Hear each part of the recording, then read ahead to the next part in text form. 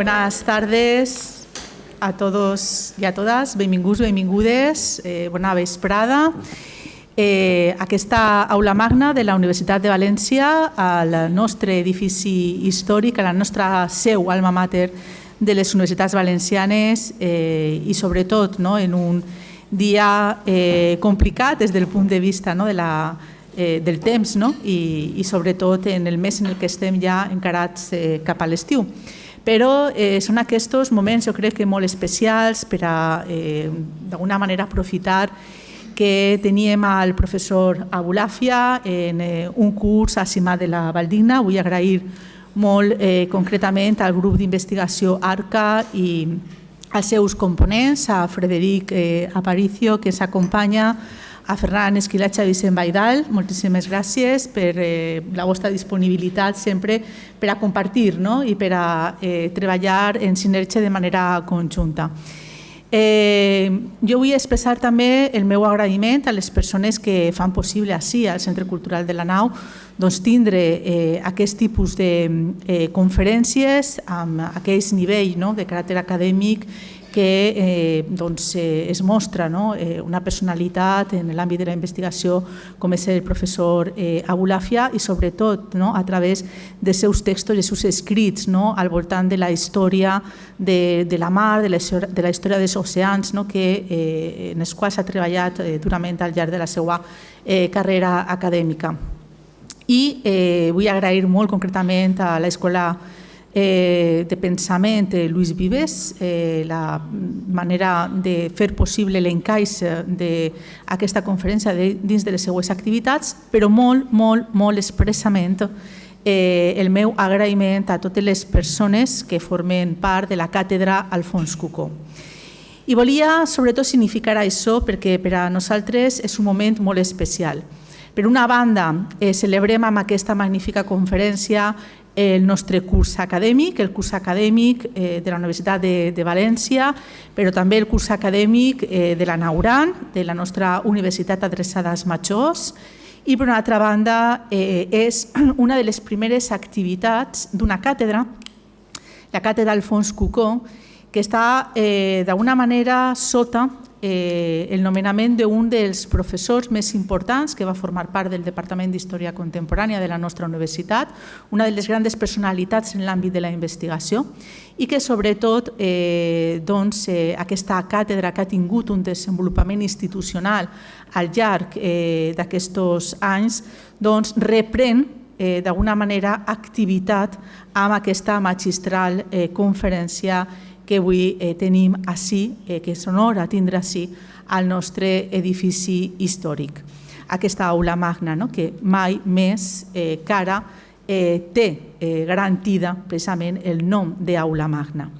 I per això i per a introduir al professor Abulafia li dono la paraula a Frederic Aparici. Moltíssimes gràcies, Frederic, que farà la presentació del professor Abulafia i jo me retire sense deixar d'agrair al professor la seva amabilitat per acceptar la nostra invitació a la Universitat de València. Moltíssimes gràcies.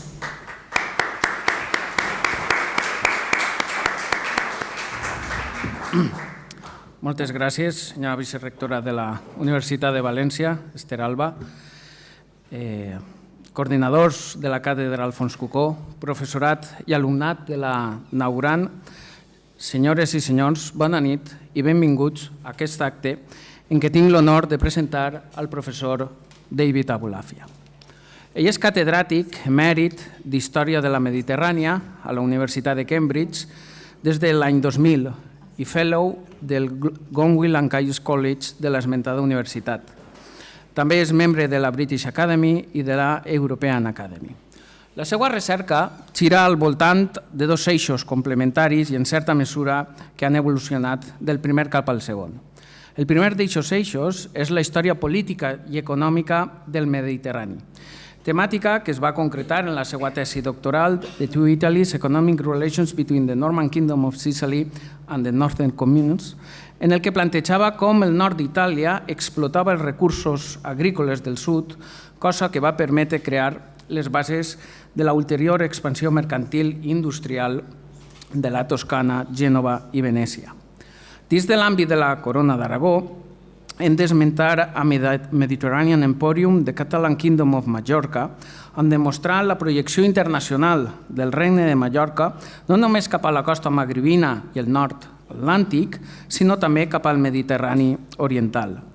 I també ens proper historiogràficament i geogràficament un altre treball seu, The Western Mediterranean Kingdoms, The Struggle for the Dominion, una obra que recull la lluita del Aragó i el Sanjú pel control de les aigües del Mediterrani. I això em dona peu per a parlar de la que ha estat la seva altra línia de recerca, perquè, deixant de banda un poc la política, ha passat a centrar-se en això que he esmentat, les aigües. Com dic, aquesta línia de recerca té a veure amb una història comuna de la humanitat vehiculada a través de les aigües. El primer treball, en aquest sentit, és del 2011, The Great Sea, Human History of the Mediterranean, un llibre que aborda l'estudi de les societats mediterrànies des de la perspectiva de la llarga durada i que es va convertir en un best-seller al Regne Unit, a més de recollir diversos premis. En aquest treball analitza els pobles que van circular a través de les aigües de la Mediterrània amb una atenció especial a la història política i al paper del comerç en el desenvolupament dels esdeveniments. Seguint l'estela d'aquest exitós treball, el 2019 va publicar The Boundless Sea, A Human History of the Oceans, amb el que va guanyar l'any següent el Wolfson History Prize, que és alguna mena de Premi Nobel de la historiografia. Fruit de totes aquestes recerques és el tema del que ens parlarà aquesta nit. Així que, sense més, professora Abulafia, li cedisc la paraula, quan vostè vulgui.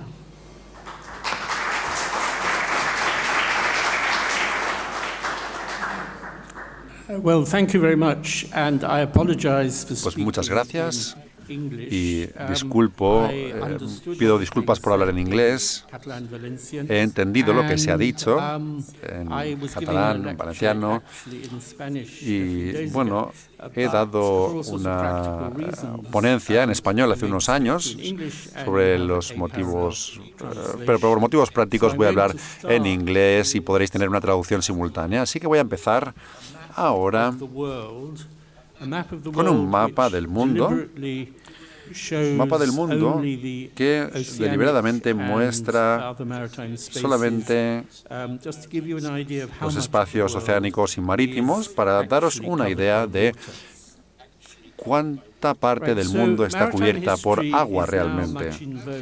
La historia marítima ahora está muy de moda. Su atractivo radica en lo que la mayoría de los historiadores insisten en llamar su carácter transnacional, término que pierde sentido conforme más nos remontamos en el tiempo, antes de la aparición del Estado-nación. Con todo, la idea de que el estudio de los espacios marítimos permitirá liberarse de las historias nacionales, las cuales ensalzan los logros de determinados pueblos y dinastías, y que durante mucho tiempo dominaron la escritura sobre el pasado, es obviamente muy valiosa. En la era de la globalización y tras un siglo en el que la excesiva atención a los tipos imaginarios de identidad nacional causó estragos, no es de extrañar que se haya producido este cambio. La historia marítima puede que esté de moda, pero también está cambiando radicalmente.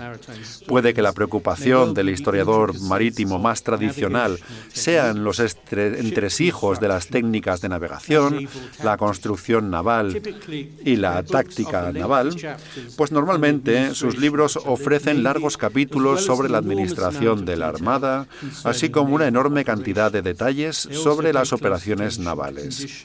También presta mucha atención a las condiciones a bordo de los barcos, la construcción de los buques de guerra, etc.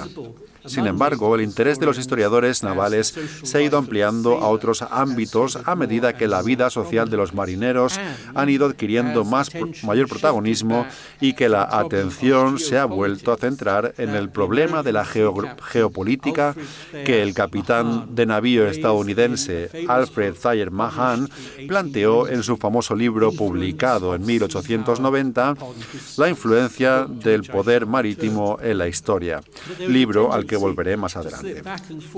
Pero existe una tendencia a alternar el uso de los términos historia naval e historia marítima, lo cual lleva a suponer que la historia marítima es en su mayor parte historia naval, hipótesis que comparten muchos museos marítimos nacionales.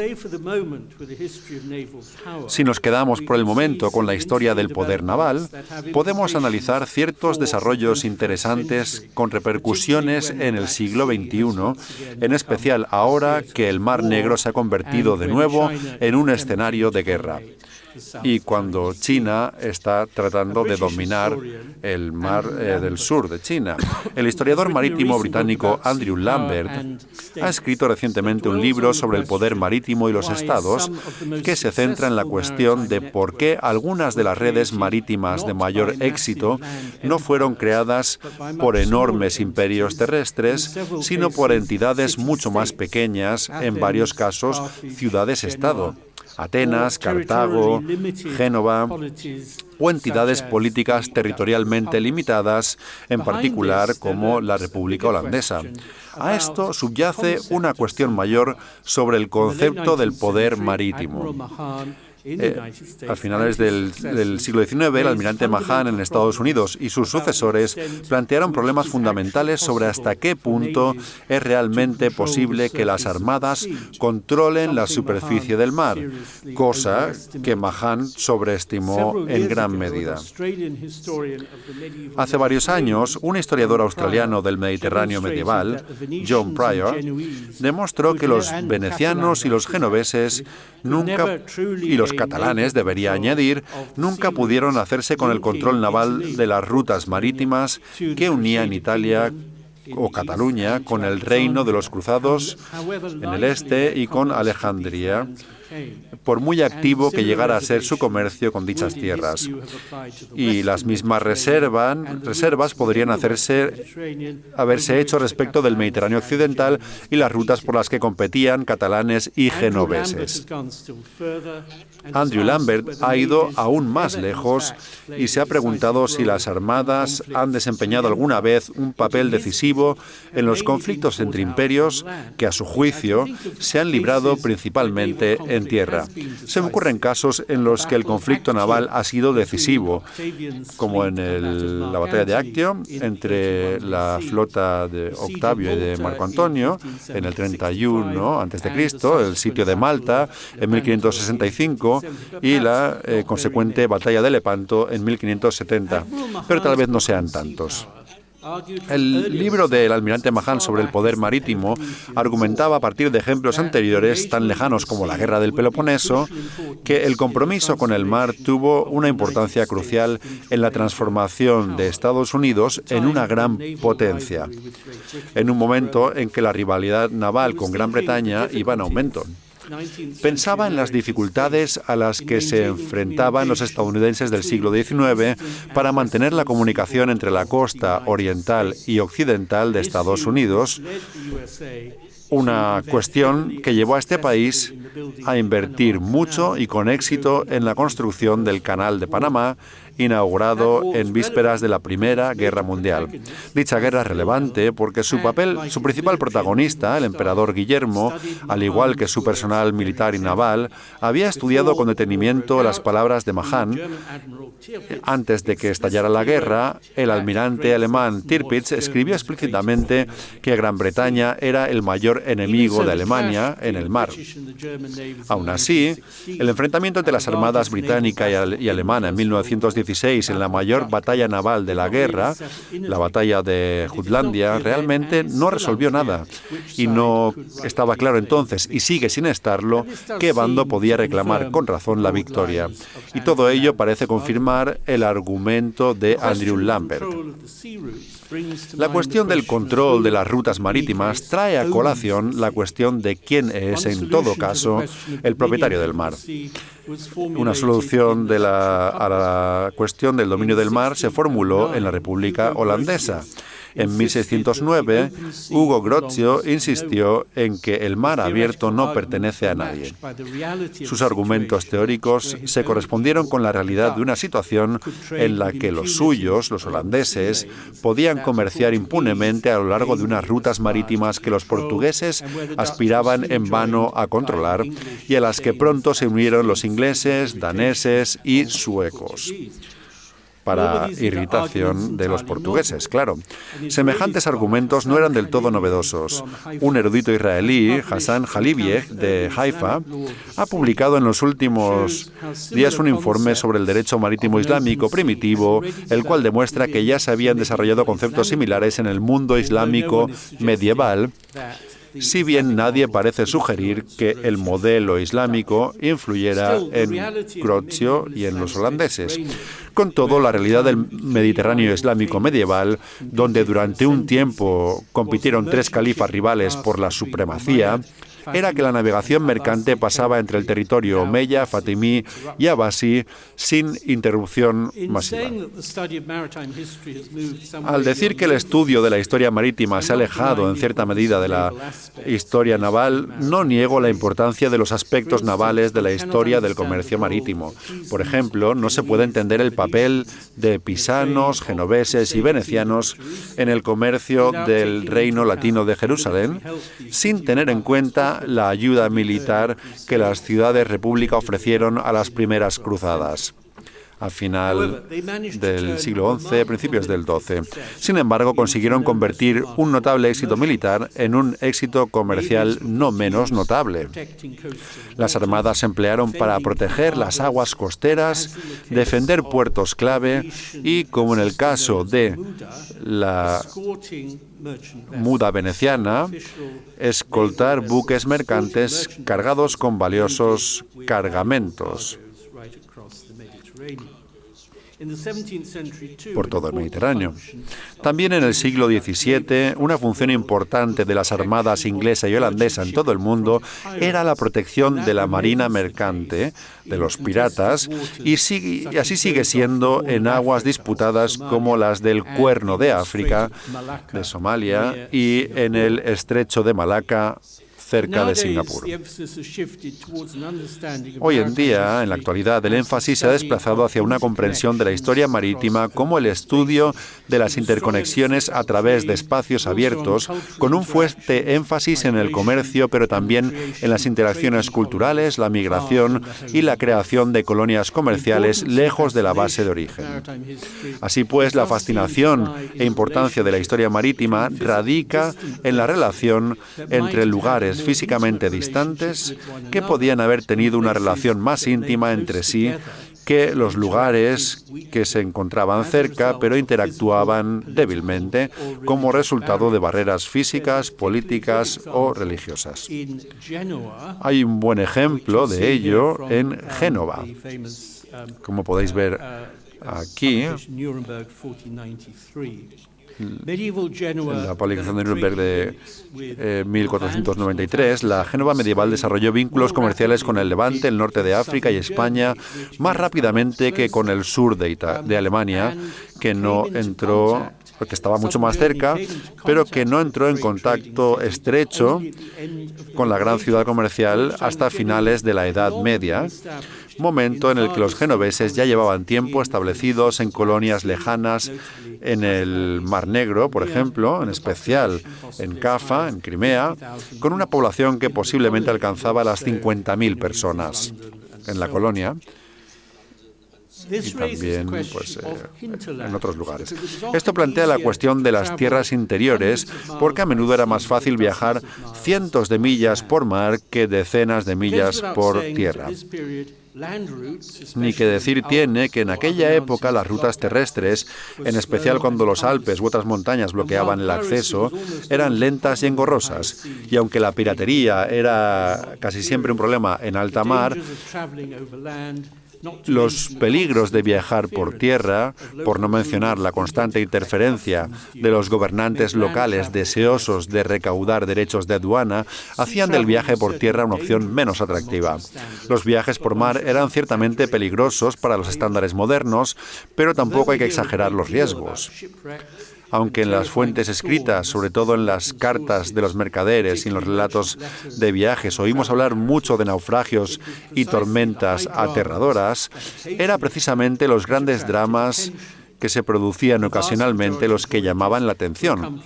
La gran mayoría de los viajes se producían sin demasiados daños para los viajeros ni sus mercancías. De hecho, existe la sólida sospecha de que algunos escritores, como el peregrino español del siglo XII con destino a la Meca, Muhammad ibn Jubayr, condimentaban el diario de sus viajes porque sabían que los lectores esperaban oír relatos de sequías, ahogamientos y desastres en lugar de aburridos días contemplando un mar en calma.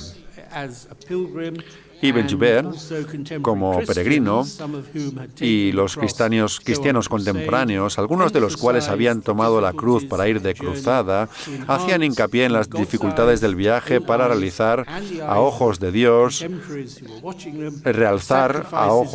a los suyos propios y a los de sus contemporáneos, los sacrificios y peligros que estaban dispuestos a sufrir como peregrinos al servicio santo de Dios. Podemos ver las ventajas del comercio marítimo con mayor claridad si adoptamos una perspectiva global en lugar de mediterránea. Muchos de los problemas que planteaba el transporte de grandes cantidades de mercancía por tierra no se resolvieron hasta la construcción del ferrocarril en el siglo XIX, cosa que facilitó, por ejemplo, el traslado de grandes cantidades de té desde lugares remotos de la India hasta el Océano Índico y, en última instancia, hasta las abarrotadas teterías de Londres. Y pues podían suministrar a China como fuente de té de Europa. Más atrás en el tiempo, la famosa ruta de la seda que unía China con Asia Occidental y en algunos periodos también con Europa, floreció durante periodos relativamente cortos, sobre todo en el siglo IX y entre finales del XIII y principios del XIV. No cabe duda de su importancia cultural, ya que las ideas y las artes del budismo y el islam atravesaron Eurasia. Pero la ruta de la seda solo podía acarrear una pequeña parte de las mercancías que podían transportarse y se transportaban en barco desde China y el sudeste asiático a través de Malaya y la India hacia Egipto y el Mediterráneo. Además, el propio concepto de ruta de la seda es profundamente problemático. Sus centros de contacto se desplazaron por los vastos espacios de Eurasia a medida que diferentes grupos de mercaderes, como los sogdianos del Irán alto medieval, ganaban y perdían influencia. En la medida en que existía esta ruta, consistía en una serie de redes interconectadas de corta distancia que unían ciudades y oasis. La llamada Pax Mongólica, que había facilitado los viajes a través de Eurasia en tiempos de Marco Polo, se vio comprometida por las guerras entre los diversos descendientes de Chingis Khan, la Horda de Oro, en lo que hoy es Ucrania y partes de Rusia, los Ilkhans en Persia y la dinastía Yuan en China. Por tanto, esta paz mongólica alivió poco. Por tanto, si buscamos verdaderas redes de larga distancia, tenemos que acudir al mar. La ruta de la seda del mar, que cruzaba el Océano Índico, tiene una historia ininterrumpida que se remonta 2000 años atrás a la época del emperador Augusto, y las asombrosas cantidades de porcelana encontradas a bordo de barcos naufragados en el mar de la China meridional lo demuestran con mayor claridad que cualquier otra cosa. Aquí hay dos ejemplos de porcelana transportada. Esta ahora en el British Museum. Probablemente fue un regalo de mucho valor de China al Egipto meridional.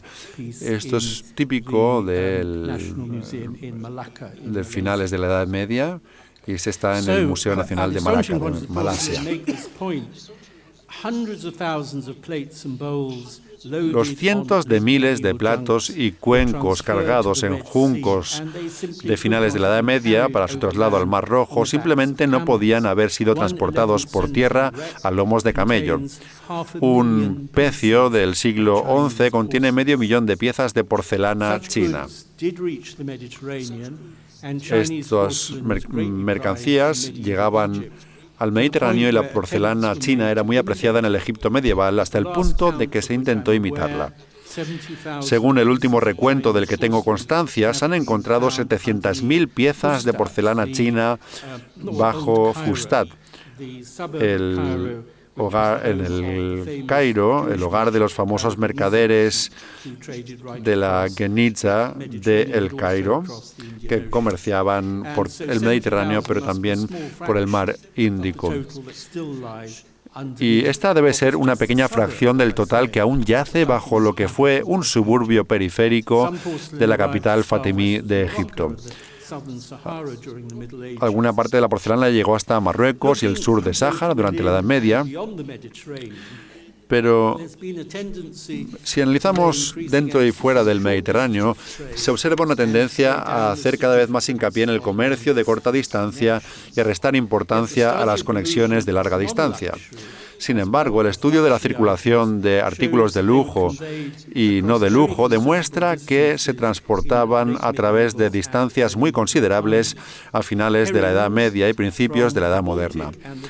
Los arenques del Báltico y del Mar del Norte se consumían en grandes cantidades en la Barcelona del siglo XV durante la Cuaresma. El grano del Mar Negro era un alimento básico de los genoveses de finales de la Edad Media e incluso llegó a Barcelona. En el siglo XVII, el centeno del Báltico se llevó a Livorno por parte de mercaderes holandeses. En poco tiempo,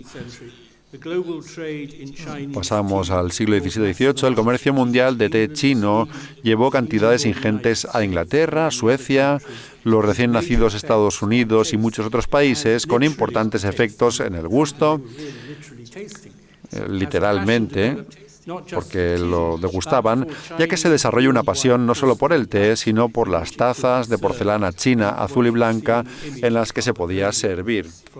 Y lo que podéis ver aquí en la imagen es anterior al periodo Ming, esta porcelana blanca y azul típica de las exportaciones chinas. Antes de centrarme en lo que llamaré el Mediterráneo clásico, cabe señalar que a menudo se ha compartido con el Mediterráneo otros Mediterráneos de una u otra clase, mares centrales rodeados por un anillo de tierras o islas, y que pueden compararse, por tanto, con el Mediterráneo. El mar de China meridional ha suscitado una atención especial a modo de otro Mediterráneo. Reflexionar sobre esta cuestión nos ayudará a comprender qué es lo que distingue el Mediterráneo clásico. El mar Báltico y el mar del Norte, y aquí solamente se ve el Báltico, se describen a menudo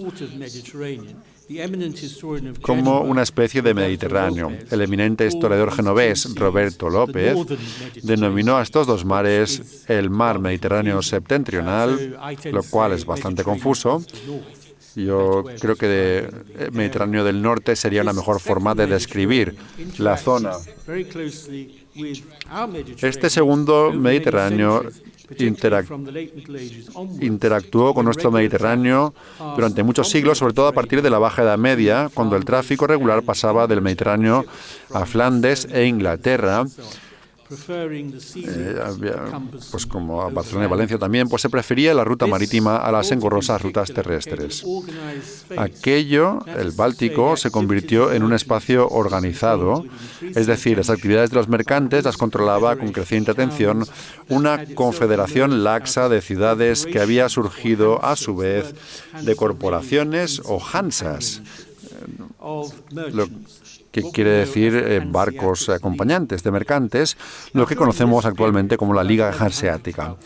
Durante este periodo, entre 1100 y 1400 aproximadamente, el Mediterráneo se convirtió en un escenario de lucha entre genoveses, pisanos, venecianos y, finalmente, los catalanes, quienes a menudo estaban tan dispuestos a desafiarse unos a otros como a unirse a campañas contra los enemigos reales o supuestos de la cristiandad latina en las tierras islámicas y en Bizancio. En el Mediterráneo del Norte, por el contrario, llama la atención la unidad de propósitos de los mercaderes. Desde luego, existían rivalidades y se hacían esfuerzos por excluir a los forasteros de Inglaterra o Holanda, pero la cooperación era la norma. Una importante similitud con el Mediterráneo medieval es el papel de las cruzadas en la apertura de este espacio marítimo.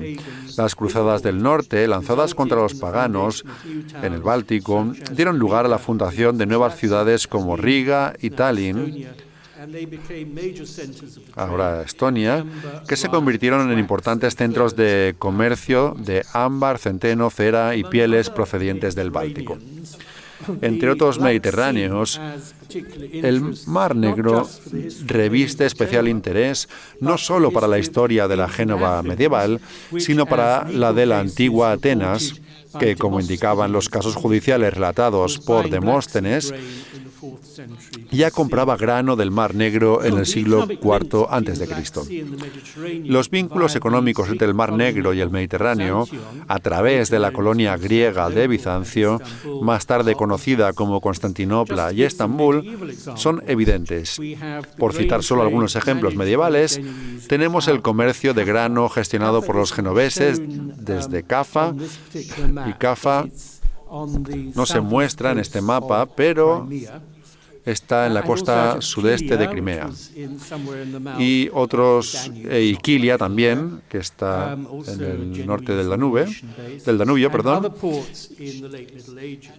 y otros puertos a finales de la Edad Media. Y luego está su importancia como fuente de esclavos circasianos enviados al Egipto mameluco, donde muchos alcanzaron posiciones de gran eminencia en la vida militar y política, llegando incluso a alcanzar alturas vertiginosas como sultán de Egipto. Está el Baiba, que llegó a Egipto como esclavo de joven, entró en la Mamluk Army y se convirtió en sultán finalmente. Aunque el Mar Negro estaba conectado durante el periodo de ascendencia mongola con Asia Central y las rutas terrestres hacia China, de nuevo desaconsejo hacer demasiado hincapié en la capacidad de transporte de la resucitada ruta de la seda terrestre.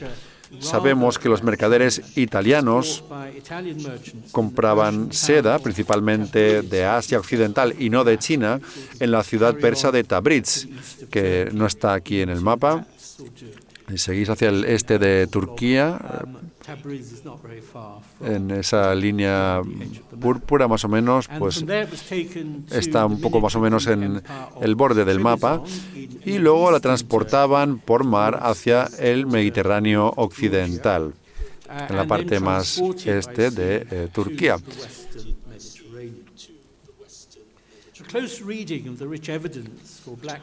Una lectura atenta de los abundantes testimonios sobre el comercio del Mar Negro en los archivos genoveses y venecianos indica que el principal interés de los mercaderes italianos en esta región no residía en la seda, sino en los productos voluminosos, entre los cuales, con gran sorpresa para nosotros, se contaban el caviar y la carne de esturión, en aquella época consumidos en cantidades considerables en Constantinopla durante durante la Cuaresma y no se consideraban muy lujosos.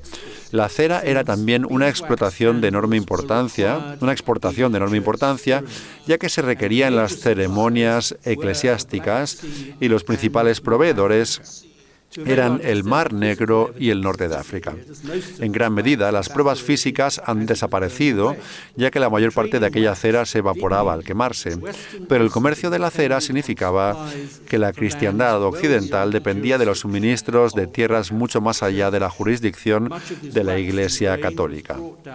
Gran parte de su cera y grano se transportaba por los anchos y largos ríos que desembocaban en el Mar Negro por el Don hasta la base comercial veneciana de Tana, en el mar de Azov.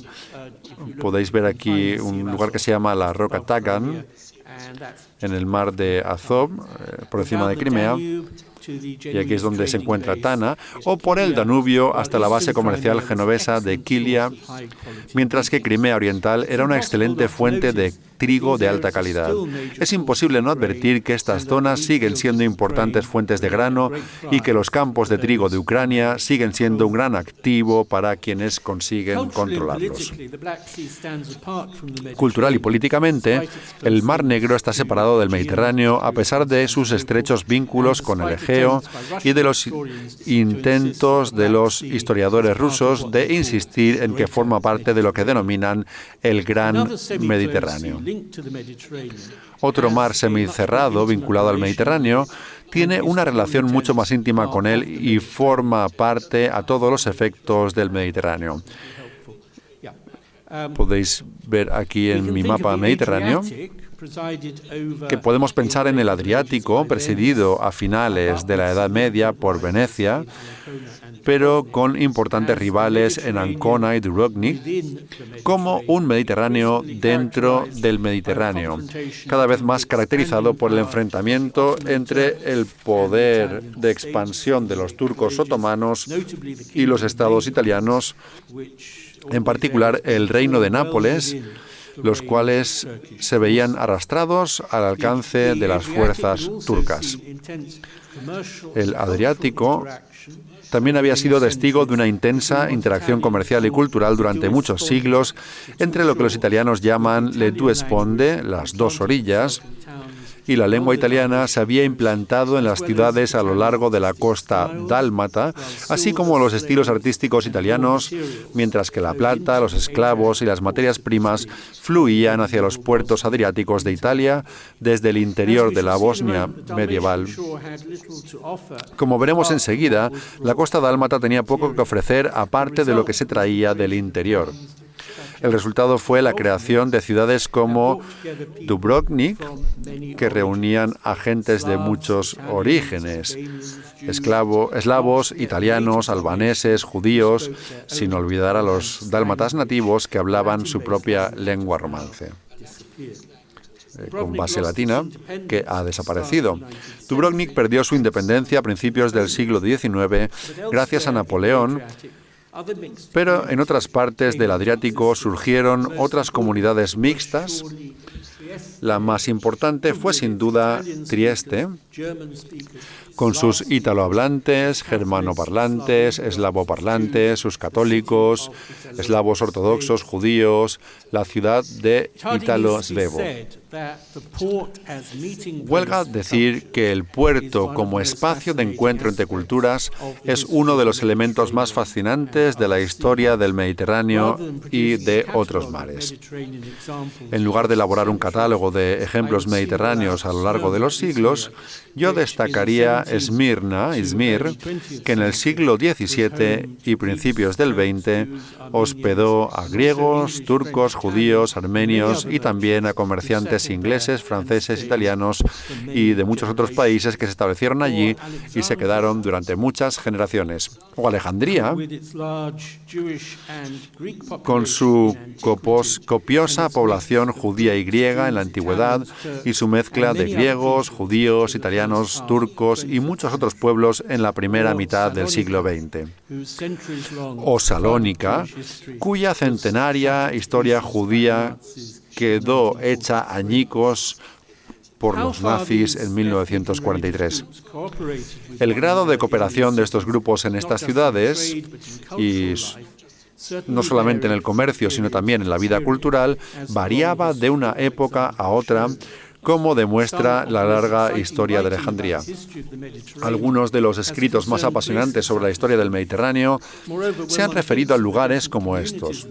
Además, cuando se piensa en las diferentes comunidades de las ciudades portuarias, hay que pensar también en sus vínculos con los miembros de las mismas comunidades en otras ciudades portuarias. Pienso en las redes de mercaderes judíos en los siglos XI y XII, la época de la Geniza del Cairo, que se extendían de España a Egipto y luego fuera del Mediterráneo hasta Adén y la India, o las redes creadas por a nación portuguesa, la nación portuguesa, con su fuerte elemento neocristiano en el Mediterráneo, no solo en el Mediterráneo, sino también en el Atlántico y el Océano Índico durante los siglos XVI y XVII, o la red armenia con base en Nueva Julfa, cerca de Isfahán, en Persia, o los parsis zoroastrianos que tanto hicieron por llevar el comercio y la industria a las ciudades de la India occidental después de emigrar de Persia. Todos estos casos apuntan a la importancia capital de las conexiones comerciales, un tema bien comprendido por el eficaz fundador de la historia mediterránea. La sombra de Ferdinand Braudel se cierne sobre todos los historiadores del Mediterráneo y, de hecho, sobre los historiadores de todos los mares. De joven vivió en Algeria en el periodo de entreguerras y gravitó en torno al grupo de eruditos de la Universidad de Argel que pretendían demostrar que el control francés de las costas meridionales del Gran Mar, desde Marruecos hasta Túnez, debía verse como un renacimiento del Mare Nostrum romano integrado que había abarcado todo el mar. Algunos de ellos eran acérrimos defensores de la Algérie française. No quiero sugerir que Braudel sintiera el mismo entusiasmo por el colonialismo francés, pero el entorno intelectual en el que trabajaba dejó una poderosa huella en sus escritos, sobre todo en su poderoso sentido de la unidad fundamental del Mediterráneo. En el centro del planteamiento de Braudel estaba su suposición de que todo cambio es lento y de que, cito, el hombre es prisionero de un destino en el que tiene poca influencia. La geografía del Mediterráneo se consideraba que determinaba lo que ocurría dentro de sus fronteras. Los ritmos de la historia mediterránea, por utilizar su término, podían identificarse observando los flujos comerciales que iban y venían a través del mar, y su trabajo dio lugar a todos estos maravillosos volúmenes publicados por la 6ª sección de la École pratique de la haute étude en la segunda mitad del siglo XX. Obras de una galaxia de eruditos franceses sobre la economía del mundo mediterráneo y más allá, a finales de la Edad Media y principios de la Edad Moderna. Pero, por poner un ejemplo, en la obra de un historiador que, de hecho, abandonó más tarde a Braudel, el estudio clásico de Jacques Hers sobre la Génova del siglo XV, los acontecimientos políticos quedaban a menudo relegados a unas pocas páginas postreras. Y el propio Braudel mostró lo que casi equivalía a un desprecio por la historia política, entendida como meros acontecimientos, histoire événementielle. Y, sin embargo, el trabajo de Fernand Braudel, Mediterráneo y el mundo mediterráneo, publicado por primera vez en 1949, fue concebido como un estudio del contexto de la batalla de Lepanto, librada entre 1571 entre los turcos otomanos y una santa alianza liderada por España, pero que incluía también a los venecianos, cuyos intereses comerciales en el Mediterráneo oriental hacían que nunca fuera fácil arrastrarlos a un conflicto con los turcos. En la edición inglesa, el tratamiento de la batalla por parte de Braudel comienza en la página 1089 de un volumen doble de 1240 páginas. Por un lado, Braudel opina que dicha batalla fue, y cito, el acontecimiento militar más espectacular en el Mediterráneo durante todo el siglo XVI. Por otro lado, aclama misteriosamente al comandante español don Juan de Austria, como un instrumento del destino. En otras palabras, el curso de los acontecimientos estaba fuera de su control, lo cual estaba bien, ya que Don Juan era un hombre joven, aunque de hecho muy capaz, con experiencia limitada. Lo que realmente determinó la forma de la historia mediterránea fue, para Braudel, fue no los eventos de la batalla, sino la configuración física del mar por entero y de las tierras que lo rodeaban. De este modo, el lector se eleva a las nubes para contemplar las montañas y las llanuras de las tierras que rodean el Mediterráneo, se involucra poco a poco con los actores individuales, a cualquier nivel social y aprende demasiado poco sobre la configuración política del Mediterráneo a finales del siglo XVI. La verdadera fuerza de Braudel no radicaba en la política, sino en su conocimiento del paisaje, de las tierras que rodeaban el Mediterráneo y de las importantes características del propio mar Mediterráneo, sus vientos y corrientes que ayudaban a determinar las rutas que la gente seguía para cruzarlo. Habría visto con muy buenos ojos a los historiadores que hacen especial hincapié en el cambio climático como explicación de, por ejemplo, los cambios en los cultivos que repercutieron en las rutas comerciales o que transformaron la rentabilidad de unas tierras que antes habían sido muy productivas y ahora pues ya no lo son. El historiador turco Faruk Tabak sostiene en su libro The Waning of the Mediterranean que el siglo XVII tiene algo que ver con esta forma de argumentar con sus bajas temperaturas y los cambios en el uso de la tierra. Tabak consideraba que estos cambios en el Mediterráneo eran la clave para entender el predominio de los centros económicos del Atlántico. Sin embargo, como ha señalado, incluso críticos comprensivos, los cambios en el uso de la tierra o el manejo de los vientos y las corrientes podían verse cuestionados por la acción humana. Los puertos no se construyeron necesariamente donde lo exigían los vientos y las corrientes, como en el caso de Alejandría, en Egipto, cuya ubicación fue supuestamente revelada por Zeus a Alejandro Magno en un sueño. El abandono del cereal por el vino en la Creta del siglo XVII, en aquella época bajo el dominio veneciano, bien pudo estar influido por climas más fríos, pero los propios cretenses decidieron dirigirse a los mercados vinícolas de la Constantinopla otomana porque vieron allí una gran oportunidad de obtener beneficios al producir vino en lugar de grano. No se puede dejar de lado la intervención humana. El panorama es mucho más complejo de lo que Braudel estaba dispuesto a admitir. Otra característica del Mediterráneo de Braudel es que se trata de un mundo mediterráneo que se extiende mucho más allá de las orillas del mar. No se limitó a escribir una historia del mar, pues este enfoque en sí mismo, perfectamente legítimo, ha dejado un poderoso legado. Aún más atentos a la tierra están dos estudiosos británicos cuya obra ha tenido especial resonancia entre los arqueólogos, Peregrine Houghton y Nicholas Purcell, en su enorme y no siempre manejable tomo The Corrupting Sea, publicado en el año 2000. El libro se ocupa principalmente del Mediterráneo antiguo y alto medieval, aunque, como en el caso de Braudel, creen que su enfoque tiene una aplicación mucho más amplia, tanto a otras épocas como a otros espacios. Han abarcado tanto un mundo mediterráneo que se extiende a una distancia algo arbitraria tierra adentro como el propio mar. Houghton y Purcell eran conscientes de algunas de estas dificultades a la hora de abordar la historia mediterránea y las abordaron de forma interesante y apasionante. Su concepto clave era la conectividad. Entendían que la enorme variedad física del Mediterráneo significaban que algunas zonas estaban mucho mejor dotadas que otras en cuanto a las necesidades vitales y algunas mucho mejor dotadas que otras en cuanto a lujos vitales, lo que daba lugar a intercambios a través del agua que se extendían cada vez más a lo largo del tiempo. Un escritor ragusano del siglo XV, Philippus Diversis, expuso el dilema al que se enfrentaba su propia región, Dalmacia, y explicó claramente la aparición de Dubrovnik como un importante centro de comercio. Ya estaba adquiriendo importancia en el siglo XIII, pero su crecimiento se aceleró tras la peste negra. Esto es lo que dice Filippo.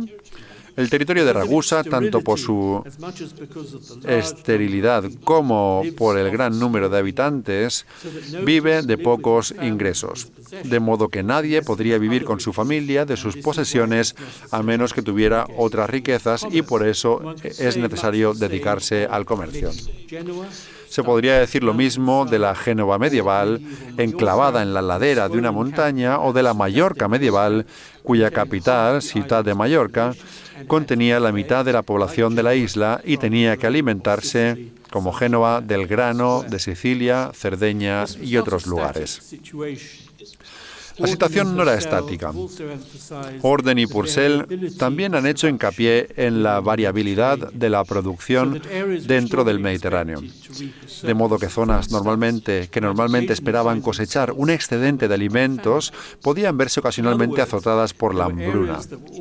En otras palabras, había zonas que siempre eran deficitarias en uno u otro artículo esencial. Pero incluso las regiones bien dotadas estaban a merced de los malos veranos, la peste, la guerra civil u otras crisis.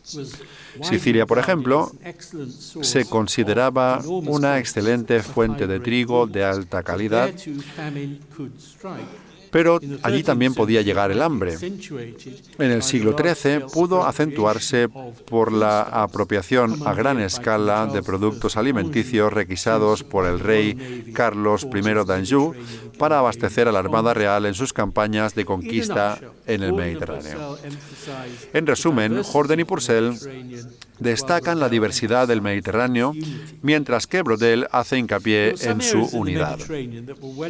Algunas zonas del Mediterráneo estaban bien dotadas tanto de alimentos como de materias primas, como metales, y gozaban de cierta ventaja. Dentro de Italia, lo que ayuda Etruria era inusual por poseer ricos recursos agrícolas y ricas fuentes de metales, lo que ayuda a explicar el fenomenal auge de la civilización etrusca en la antigüedad. Aquí vemos un fresco etrusco. Y dos componentes esenciales en la rica mezcla que hizo nacer esta civilización fueron el cobre, traído de Cerdeña, y el hierro, traído de Elba, en tales cantidades que aún existen gigantescos montones de escoria de residuos etruscos cerca del emplazamiento de la ciudad etrusca de Populonia, en la costa toscana. El acceso a estos recursos permitió a los etruscos dar rienda suelta a su afición por los productos griegos y orientales y desarrollar los primeros centros urbanos de Italia. En este sentido, por supuesto, no se puede separar el mar y la costa del interior. Muchos de los productos que se han transportado a través del Mediterráneo a lo largo de los siglos, sobre todo el grano, se han producido obviamente tierra adentro, aunque otros de gran importancia, sobre todo la sal, se han producido a menudo cerca del mar. Una historia basada en el mar inevitablemente solo contempla a la mitad del panorama, pero no por ello es menos válida como enfoque histórico. Recientemente, el historiador británico de la Italia medieval, Chris Wickham, ha insistido en que solo podemos entender las rutas comerciales mediterráneas de los siglos IX al XII si tenemos en cuenta no solo los barcos que transportaban mercancías de costa a costa, sino también los burros que transportaban estas mercancías hasta los puertos donde se cargaban dichos barcos. En su nuevo gran libro sobre este tema, se titula sencillamente El burro y el barco. Si observamos el Mediterráneo, que aparte del Nilo carece de grandes ríos capaces de llevar a los viajeros hasta el interior, a diferencia del Mar Negro, con un gran número de ríos muy caudalosos, queda clara la importancia de esas rutas terrestres. Este énfasis en el Mediterráneo como escenario de intensa interacción es tanto más necesario cuanto que existen otros enfoques de la idea de unidad mediterránea que se basan en supuestos cuestionables sobre la identidad común. El antropólogo de Harvard, Michael Herzfeld, se ha enfrentado a estos conceptos erróneos después de que se le acusara de afirmar que en el Mediterráneo no existe en realidad. Herzfeld está dispuesto a negar que haya afirmado nunca que el Mediterráneo no exista. Como él dice, es evidente que existe. Pero afirma lo que resulta preocupante en parte de la literatura histórica histórica y antropológica es la suposición de que existen rasgos comunes de la sociedad que ayudan a definir la vida en el Mediterráneo y en torno a él, como los conceptos de honor y vergüenza que uno podría identificar tanto en los albaneses de las cumbres de las montañas como entre los pastores bereberes de ovejas y camellos en el norte de África. El honor y la vergüenza ocupan un lugar destacado en Orden y Purcell. Hacen la observación de que las similitudes culturales pueden reducirse fácilmente a una declaración común no más significativa que «yo también tengo bigote». Pero luego se adentran en las semejanzas y desemejanzas entre los conceptos de honor y vergüenza en las distintas sociedades de la ribera mediterránea. La relación de estos conceptos con la presencia física de un estanque tan grande es una cuestión discutible. Los conceptos de honor no son, por supuesto, exclusivos de este espacio y algunas de las poblaciones a las que se recurre cuando se buscan tales conceptos están relativamente aisladas, como los ejemplos que acabo de citar, los albaneses, bereberes, y no hace falta decirlo, muy a menudo no son marítimas. Como ha demostrado brillantemente el antropólogo israelí Nor Ben Heyutada en su propia contribución al volumen de Black Bell, el concepto de honor, vergüenza, se basa en suposiciones acerca no solo de la identidad común, sino del conservadurismo fundamental de las sociedades mediterráneas, lo que llamamos hábitos de pensamiento y acción compartidos. Podemos relacionar esta suposición con la cuestionable declaración de dogma de Brodel: todo cambio es lento. El Mediterráneo de Brodel está inmovilizado en el tiempo.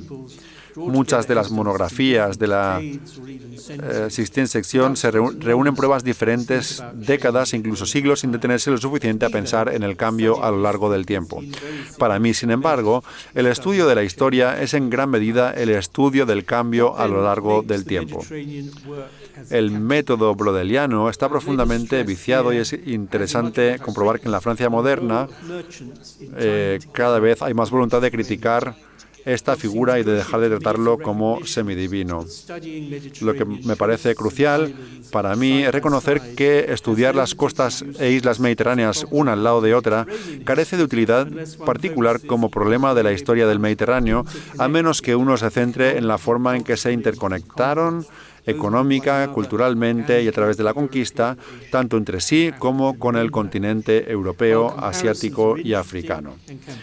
Aunque las comparaciones son interesantes y pueden resultar estimulantes, lo que realmente cuenta en la historia de las diversas culturas del Mediterráneo o de otros mares es el rastreo de conexiones, influencias y direcciones comunes. También debemos ser conscientes de que el Mediterráneo solo representa el 0,8% de la superficie marítima del mundo. Es importante pensar en los vínculos entre el Mediterráneo y sus vecinos, ya sea el desierto del Sáhara, el Atlántico Oriental o el Mar Negro, por no hablar de las rutas que bajan hacia el sur por el Mar Rojo en dirección a las islas de especias de las Indias.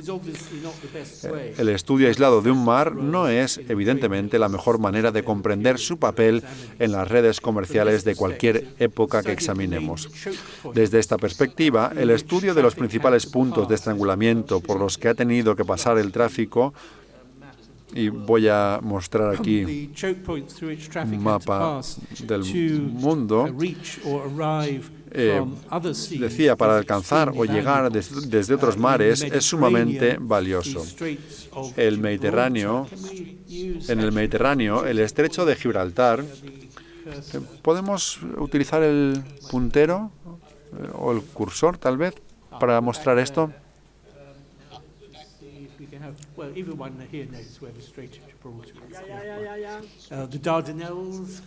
A ver, aquí en el estrecho de Gibraltar, los Dardanelos, a ver.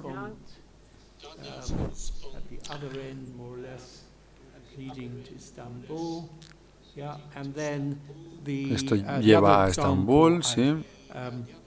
El otro ejemplo es el del canal de Suez. desde mediados del siglo XIX, y esto incluye también muchos predecesores, porque hubo intentos egipcios y persas de unir el Nilo con el Mar Rojo y otras rutas. Y todos estos estrechos, a través de los cuales pasaba el comercio, son muy interesantes para los historiadores, no solo del Mediterráneo, sino también de otros mares, porque empezamos a ver cómo todos estos mares se conectan.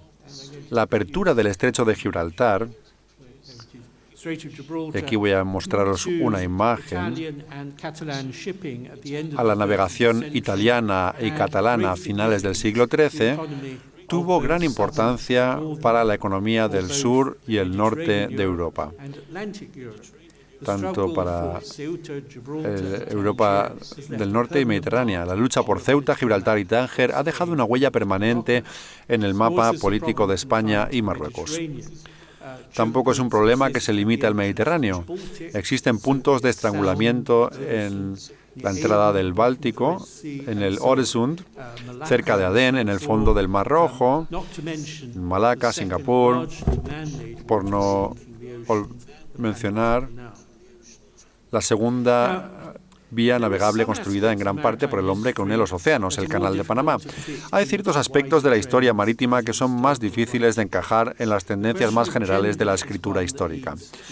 Es necesario plantear la cuestión del género. Las mujeres han cruzado el Mediterráneo como emigrantes, peregrinas y, sobre todo, como esclavas, pero las comerciantes de la Génova o la Barcelona medievales tendían a quedarse donde estaban por seguridad. Invertían, llevaban las cuentas y, de hecho, cualquier mujer genovesa con algo de dinero de sobra estaría sin duda tentada de invertirlo en una expedición comercial, aunque solo fuera hasta Córcega o Cerdeña. Pero dejaba a sus agentes masculinos la tarea de viajar y hacer negocios. Estas mujeres mercaderes existieron y no son solo exclusivas del occidente cristiano. Están muy bien representadas en los notables documentos de la comunidad judía de El Cairo medieval, que ya he mencionado, los textos de la Kenisa del Cairo. Pero ¿cómo sería una historia femenina del Mediterráneo? Tendría que haber algún espacio, pero muy poco, para las mujeres que comandaron flotas, y aquí Cleopatra es el ejemplo que me viene a la mente. Pero la participación femenina regular en los conflictos armados en el mar es un hecho muy reciente. El mar era ante todo un mundo de hombres, tanto si se trataba de marineros o de mercaderes. Dicho esto, espero que alguien escriba una historia de las mujeres mediterráneas entendida como la experiencia femenina de cruzar el mar. La cuestión de hasta dónde se puede extender el modelo brodeliano debe plantearse con más insistencia ahora que la historia de otros mares se ha convertido en una industria tan grande.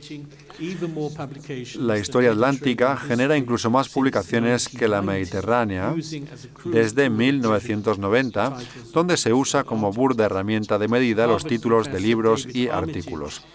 El profesor de Harvard, David Armitage, ha declarado solemnemente que ahora, signifique lo que signifique, ahora todos somos atlantistas. Pero, como señalan los críticos, los intentos de tratar el océano Atlántico como una especie de Mediterráneo han tropezado con muchos obstáculos. La historia interna de, por ejemplo, las colonias inglesas en Norteamérica o de los reinos de África Occidental se ha clasificado como atlántica, incluso cuando tiene poco que ver con el mar. Y yo añadiría que la rica historia de las interconexiones atlánticas anteriores a 1492, incluso si se limitaban en gran medida al Atlántico Oriental, se ha dejado, esta parte de Europa yendo hacia Marruecos, se ha dejado en gran medida fuera de los relatos estándar de la historia atlántica. Y, mientras tanto, Curtis Chaudhuri y Philippe Bourget han intentado escribir la historia del Océano Índico siguiendo la estela de Fernand Braudel, y aquí al menos se ha reconocido claramente que los años en torno al 1500, marcados por los primeros viajes portugueses a la India, no marcan la creación de redes comerciales que unen el Océano Índico con Europa, redes cuya historia puede remontarse a la época del emperador Augusto. Cada vez se presta más atención, y con razón, a los agentes locales en la conducción del comercio antes y después de la irrupción europea. Malayos, tamiles, árabes y otros en el Océano Índico y a lo largo de las rutas hacia el sur de China. Sin embargo, si comparamos estas enormes extensiones de agua con el Mediterráneo, incluso con el Báltico o el mar de la China meridional, lo que salta a la vista es el patrón mucho más disperso del comercio transoceánico a lo largo de los siglos, en contraste con las densas e intrincadas redes a través del Mediterráneo y otros mares cerrados. En cuanto a los espacios abiertos del Océano Pacífico, su carácter de continente líquido formado por grupos de cientos de islas habitables unidas durante medios siglos, incluso milenios, por los navegantes polinesios, le confiere un carácter muy diferente del Atlántico y del Índico. Para concluir, en nuestros días, la inmensa mayoría de las mercancías exportadas a la larga distancia viajan en buques portacontenedores entre continentes y océanos. La Agencia de las Naciones Unidas, UNCTAD, calcula que el 80% del comercio mundial en volumen, casi 10.000 millones de toneladas, y el 70% en valor, se lleva a cabo por mar. El coste de llevar una lata de cerveza de Asia a Europa en un portacontenedores es de aproximadamente $1 céntimo por lata y de apenas 10 céntimos por cada televisor. Aunque la proporción del comercio realizado por mar ha aumentado con el tiempo, no hay nada nuevo en el argumento básico de que el comercio marítimo ha tenido una enorme importancia económica y cultural durante muchos milenios. Y sin embargo, en ciertos aspectos podemos decir que la historia marítima, tal como la conocemos, ha llegado a su fin.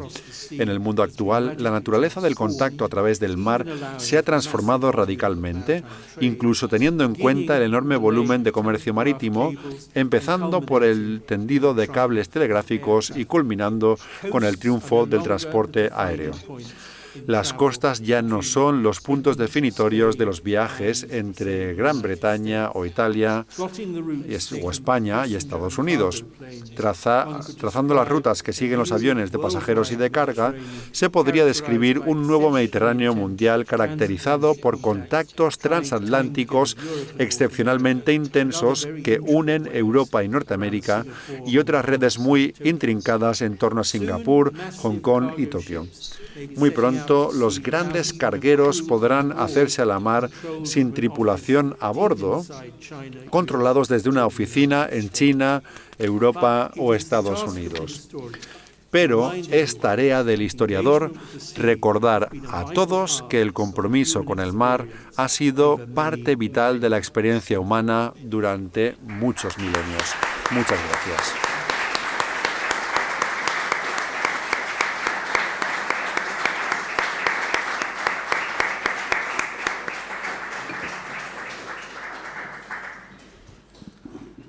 Thank you, professor.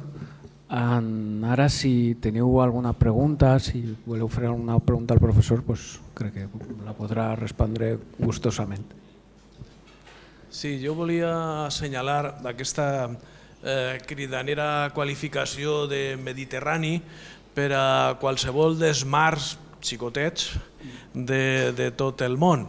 En realitat, qualificar de Mediterrani al Bàltic, al Mar del Nord o al Mar de la Xina, en realitat està assenyalant un espai d'una gran intensitat de relacions i d'intercomunicacions entre els pobles que habiten entre les riberes i a les mateixes illes. És a dir, anomenar Mediterrani és un paradigma que s'aplica a altres mars per la precedència, l'antiguitat històrica de la Mediterrània, més que res perquè ha sigut molt més estudiada la Mediterrània que el mar de la Xina o de les relacions comercials del mar del Nord o del mar Bàltic. És a dir, la pregunta és, qualificar de Mediterrani estos mars menors, xicotets, com el Bàltic, com el mar del Nord, com el mar de la Xina, no és més que definir una intensitat de relacions comercials, una intensitat de relacions entre els pobles, una comunicació contínua, intensa, molt fluida. En realitat estem parlant d'això. Qualificar de Mediterrani al Mar del Nord és qualificar un mar ple d'aquestes relacions. Suposa. Ese és el meu parer. Well, thank you very much. The idea Gracias. of Mediterraneans La idea in the plural, de los mediterráneos en plural, called Mediterraneans, y ya escribí un artículo llamado Los Mediterráneos, can easily become a bit of a game. It can become a little bit of a puede convertirse en un juego, tal vez. in this article I De wrote, hecho, I didn't por just- ejemplo, I didn't just write en este about artículo que some of escribí, these maritime spaces. no solo escribí sobre I also included the Sahara los espacios Desert. marítimos, sino también incluí el desierto del Sáhara, Brodel had emphasized el cual he emphasized the significance Brodel destacó. of the Sahara as a sort of dry destacó mirror el significado del Sáhara, la significancia del Sáhara como un espejo seco and which at the same time had del relations Mediterráneo with the Mediterranean through the medieval y gold que trade. tuvo relaciones con el Mediterráneo a través del comercio del oro medieval. Sort of stretching definitions. Y sí que me preocupa el que estas definiciones puedan estrecharse de esta manera, digamos. Creo que ayuda mucho desde el punto de vista de los múltiples mediterráneos, aunque yo he sido muy escéptico al respecto. Hay muchas ventajas en los planteamientos comparativos. Si analizamos el Mediterráneo como un modelo contra el cual, como decías, por ejemplo, bueno, te has referido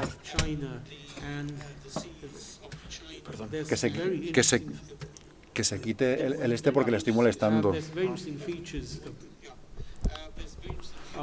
Hay ciertas características muy interesantes del comercio marítimo entre China, Japón, Corea y Japón en la Edad Media.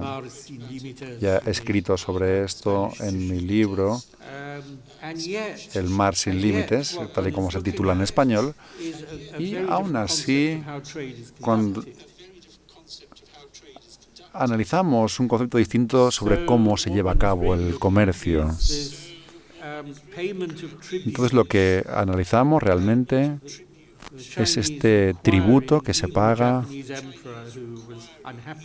a los chinos, que incluso el emperador japonés no estaba muy contento con esto. Requerían el enviar grandes cantidades de mercancías y a cambio enviaban mercancías chinas de vuelta. Así que analizamos un concepto distinto, digamos, y no quiero utilizar la palabra intercambio comercial, sino el cómo se llevan a cabo los intercambios de mercancías en los mares entre China y Japón. Y de nuevo, como decía, en el caso del Báltico, en la Edad Media, había una forma distinta de operar, que era mucho más cooperativa en comparación con los conflictos que he mencionado antes entre los genoveses y los catalanes.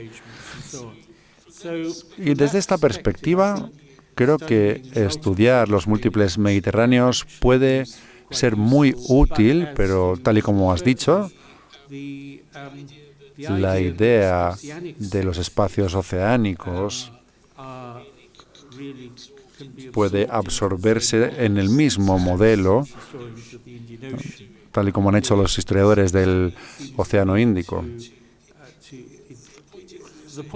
Como dices, La importancia es la intensidad de intercambios en estos espacios tan cerrados, lo cual es impresionante. Y la intensidad no solamente era comercial, y no he tenido tiempo de hablarlo antes, solo lo he mencionado de pasado cuando hablaba de los puertos, las ciudades portuarias, sino que hubo un impacto cultural enorme. El movimiento de ideas, los ejemplos más obvios dentro del Mediterráneo son el del movimiento de ideas cristianas, la cristianización, seguida por la islamización, y ocurría más o menos lo mismo también en el mar Índico, con la dispersión del budismo, del hinduismo y luego del islam. Esto es un ejemplo del impacto cultural. Sí, ahí Alfonso.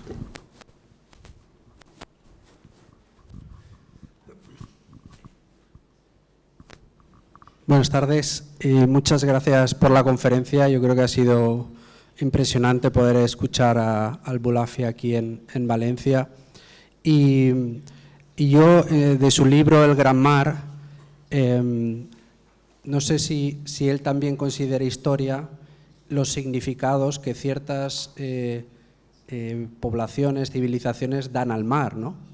Y en su libro a mí me llamó la atención una cosa que decía, y que la tuve que leer varias veces para ver si era verdad, que era que decía que en el Antiguo Egipto no necesitaron darle un nombre al mar Mediterráneo. Llamaban igual al mar Mediterráneo que al Mar Rojo, ¿no? Algo así como un mar, ¿no? Y eso me llamó mucho la atención. Y no sé si eso es también para él parte de la historia del Mediterráneo, no solo las grandes expediciones, no solo las grandes guerras ni las grandes conectividades, sino también esos valores simbólicos o funcionales que la gente da al mar, ¿no?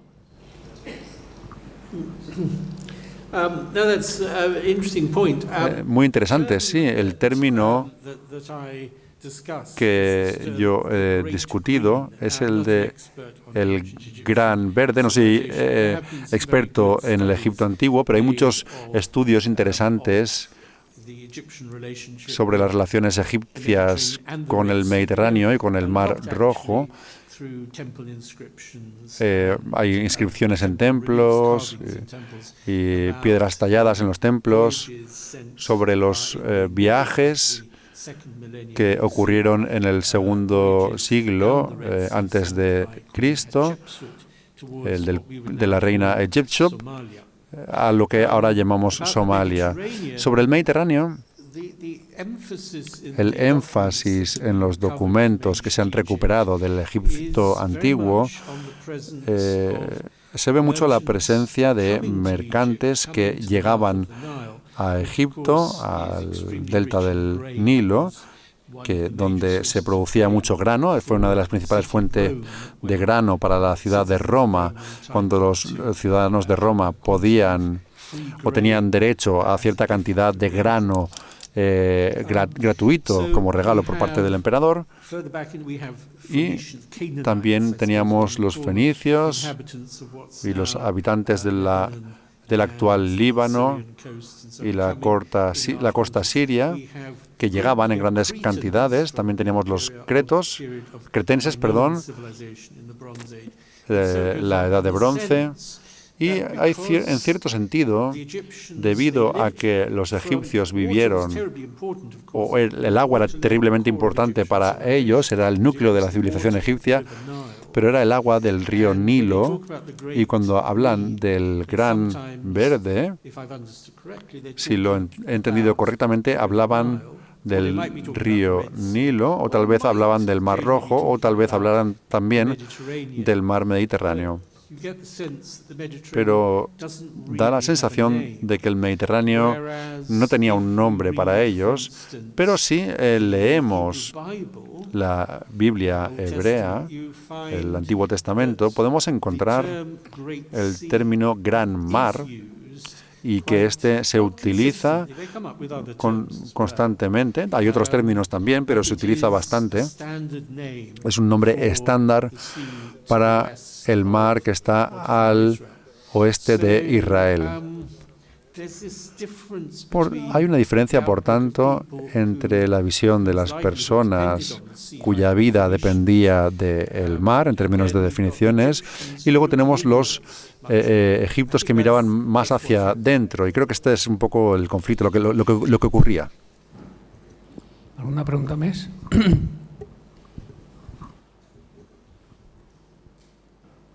Bueno, sí, disculpa. Bueno, no sé si serà una pregunta o una ocurrència, perquè m'ha resultat interessant quan ha parlat vostè del comerç de la cera per els rius Don, Danubio, Mar Negre, i m'ha passat pel cap si aquesta cera que vostè ha dit que sempre acaba derretint-se, m'ha passat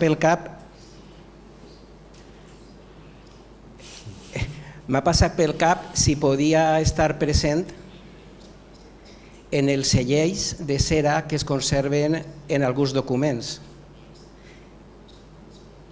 És a dir, entenc que la cera és un producte que té molts usos.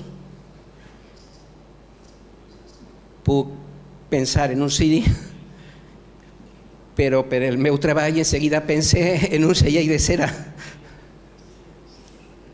I crec recordar alguna lectura on els científics que tot ho analitzen acaben arribant a conclusions sobre l'origen d'aquesta cera. Moltes gràcies i enhorabona per la conferència.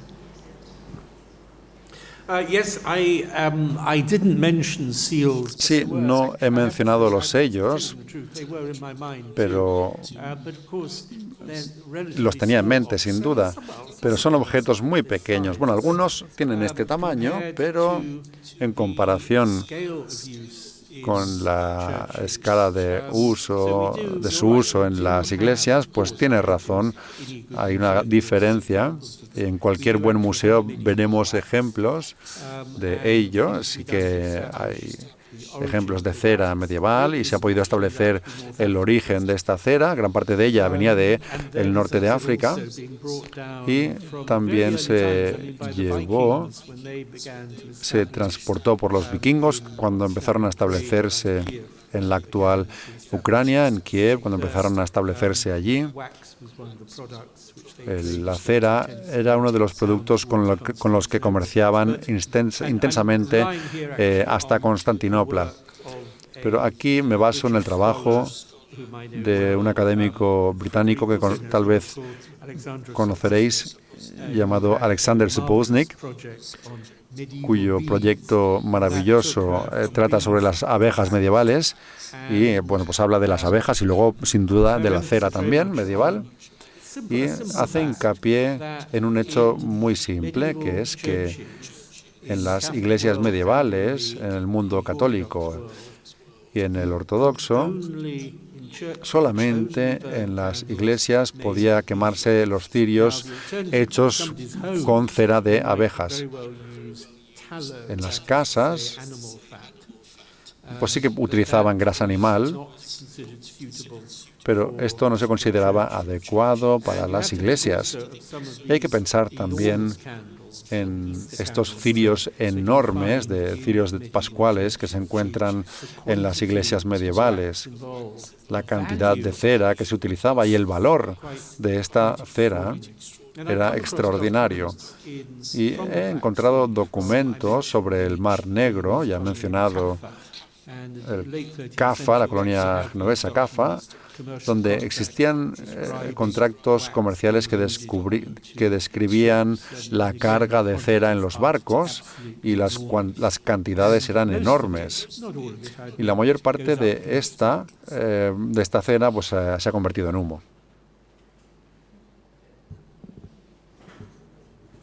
Bueno, ara sí, no sé si hi ha alguna pregunta més.